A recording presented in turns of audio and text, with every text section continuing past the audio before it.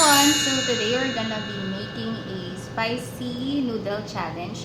Pero with the twist, habang kumakain kami ng noodles, mag-Q&A kami. So ngayon, kasama ko ngayon yung friend ko na si Danica. Hi guys! Ayan. Ay! Ayan, so eto siya. Nagkalat. Sobrang, eto dito ka dito. Sobrang maanghang, pero sobrang masarap. Ayan. Hindi ka nakakapagsalita sa sarap. Tsaka sa anghang. Dapat i-vlog mo to, Nix. Ay, by the way, meron siyang vlog site. Mag-vlog ka na. Ayan, please check out my site on www.happyhippievibe.com. So, I am a food, travel, and lifestyle vlogger. And a design inspiration vlogger since 2012.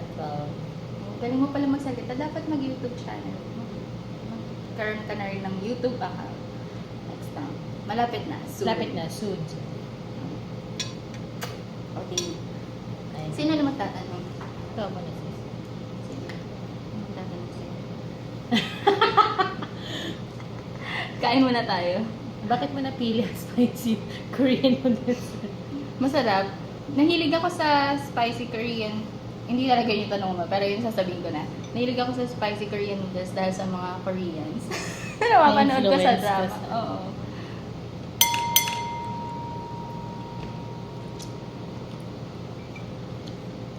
Grabe ako. Actually, dati hindi talaga ako mahilig dito. Tapos yung nahilig akong manood ng Korean drama. Doon na lang. Ito yung lagi na lang ano yun. Tapos may mga ano yung toppings nila, seaweed, another meat. Okay, so tonight we're going to have a Q&A session. So Camila, we're gonna ask me first some random embarrassing questions. Okay, go ahead. Nasaktan ka na ba? Maraming beses na, pero isa lang yung ano, Kanino tumatak. ka nasaktan? 8 years ago. Do you have to, to mention his name? Ano ka muna? Kain ka muna, sis. Ayaw mo pabigil lang. Oo, 8 years ago. College, sweethearts kami hanggang nung nag-work siya.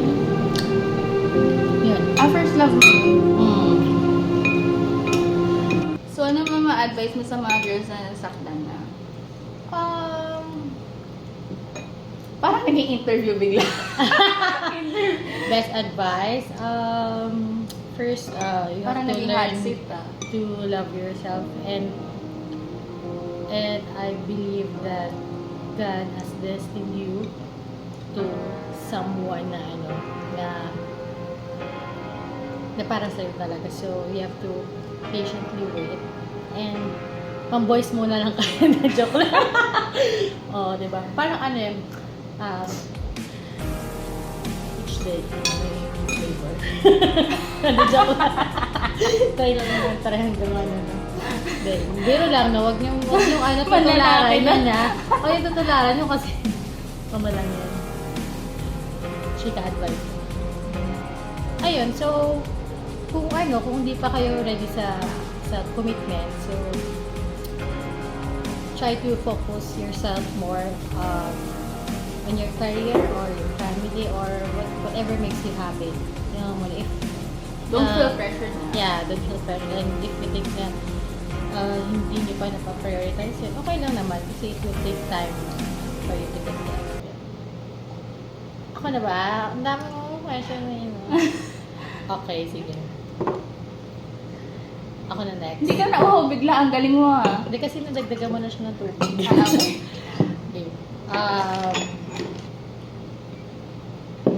Ano ang magiging theme ng iyong wedding? Hindi ko pa pinag-isipan. Gusto ko Kailan ka makakasal? ano? Kailan ka makakasal? Hindi ko pa rin pinag-isipan charot. The next year. Sana.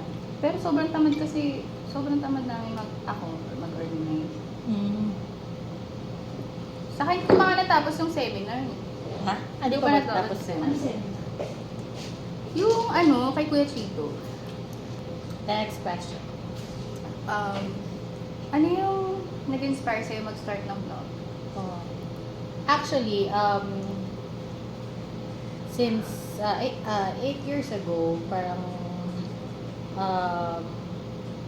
before that parang I wanna create my own blog na talaga, but since na I am committed dun sa business and sa other na ginagawa ko, parang hindi ko nabigyan na time. So what makes me decided to start my own blog is that I want to inspire millennials with my millennials with the same wavelength regarding some more food, since na it's obvious that I like the food and yun, and lifestyle. Not the beauty hacks kasi parang hindi ako magaling sa mga pang-beauty. So yun, lifestyle when it comes to parang mga self-help, ganon, and then yung parang paano mo paalagaan yung sarili mo. And then, yan, travel, because parang as we grow older, di ba, parang we still want to record every single details that happens in our life. So parang that makes me decide na to vlog and to share the people to the people yung nangyayari sa akin, kung ano yung best. Very good. Yeah. So, what makes you decided to be a YouTube vlogger? And what's your niche?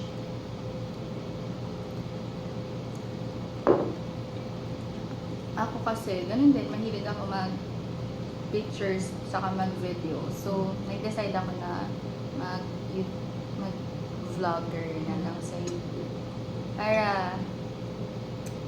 Para ma-record talaga, saka mag-stay talaga. Kasi di ba minsan, kapag nilalagay mo lang sa phone, nabubura mo din. Yeah. Or pagka naman sa computer nawawala or napupuno rin masyado yung memory ng computer. So, ganun. Tas, para talaga lang din may gagawin. Ganun, para hindi ka mabubore. Everyday may gagawin ka talaga na, alam mo yun, parang hobby mo na, passion mo pa, tapos parang pwede mo pang gawin na work. Yan. So, in addition to my previous answer, so what makes me decide that to have my own blog is that I realized my passion is writing. So, I am not really a pro writer because I didn't study mass communication kasi I am a marketing degree holder. So, yun. But then I am really a fan of magazines like Cosmo and Scout and any other lifestyle magazines. So, Ano yung scout? Pang babae ba yun? Ano lang? Scout magazine, yung lifestyle magazine ba? I'm gonna show you later. Yan, so, since I became a fan of a magazine, printed na parang that makes me decide na parang if I can write in a magazine, since it requires I think to be able for you to write in a magazine, you have to you need to have a portfolio, since I don't have one. So I've decided to put up my own blog as part of my portfolio for me to have an opportunity to be featured in a magazine. And yeah, not just to be visible in a print magazine, of course to influence the people. And I am not really after in profit, kasi other bloggers, okay, let's be frank about this, that other bloggers wants to blog, it's because they wanted to earn from AdSense, from YouTube. Yan. So parang I just want my blog to be neat, minimalist, and even my blog doesn't earn from the ad. Until now, I didn't put so much ads because parang nawawala yung authenticity of my blog. And as a blogger, I still want to connect my life with my blog. So, yung kumbaga, I'm doing my best to connect myself to my blog and because I consider myself as a brand. Yeah. Very good. You're gonna ask me other questions. Hindi di ba ka nag-time-pass? Sige, tanong. Dahil nga di siya ko. Okay, so this is really masarap. You should try this, guys, the next time. Yeah, but this is really spicy. It takes guts to make a challenge. It takes guts to finish this ramen. Is this a ramen? Or it's a ramen? Yeah. You still have more questions, but if you have questions to us, guys, please comment down below to the what's that? Comment box. And then we're gonna try to answer all your questions. Di ba balak mo start ng YouTube channel mo? Oh, yeah. I was planning. Anong name? Still my happy. Sabi Okay. For now, I am thinking to have my own YouTube channel. Still, since I don't know anything, so I still have to practice on that. Because originally, I have no idea. I just know how to speak, and maybe soon. And for now, I'm still focused about featuring events like in mga restaurants or food reviews and other other lifestyle ko. So yun, hopefully can have my YouTube account soon, and I'm gonna have an opportunity or chance to take videos of the food that I'm featuring. Yeah. Ano pa ba? Last na lang. So, do you know, guys, how much is the noodles? How much is this? This is only, I think, 14 pesos each. 49 na ba? 43 45? Mga ganun.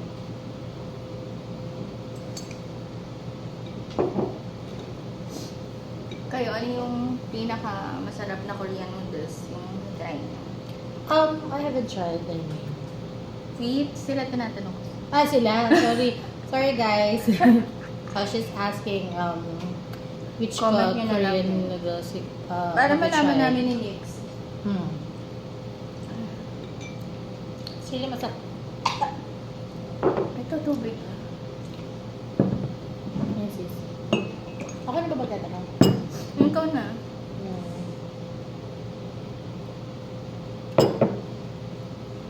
Ay,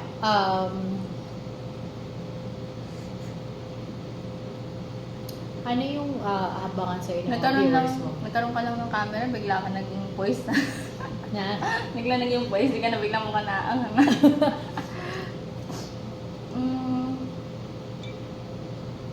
Well, yun nga, mga makeup reviews, makeup tutorials, tapos yung mga pupuntahan kong lugar. Ang dami. Diba? Daming planado. Hmm. Tapos kung anik-anik pang mga ka-edges and ka-argan. Mga ganun. Ikaw, Ako, sa vlog mo, saka sa magiging vlogs mo. sa vlog, still, food reviews, the Ay, saka yung mga food reviews ko rin. food reviews and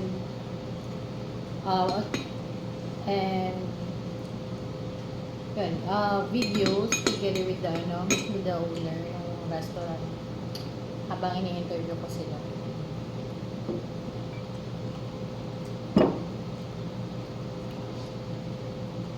Yun, so technically for now I'm trying to improve my blog, the content, the content, and as much as possible I'm trying my blog to be authentic, not more vlogs, because I don't want to separate myself from my blog. And ano ba? Advices, I'm gonna put advices regarding family, relationship, and work. So, I hope na makatulong sa inyo soon once it's up on my blog. So, Yun, ang aham. Pero masarap. Pero ang aham. any questions? Or that's it for tonight? That's it for tonight. That's it for tonight, guys. So, thank you for watching our YouTube channel. So, this is Danica. Please check out my site, www.happyhippievibe.com. So, if you have questions, just comment down below and subscribe to her channel. Bye, Thank you so much for guys! watching, guys. Bye. Mwah.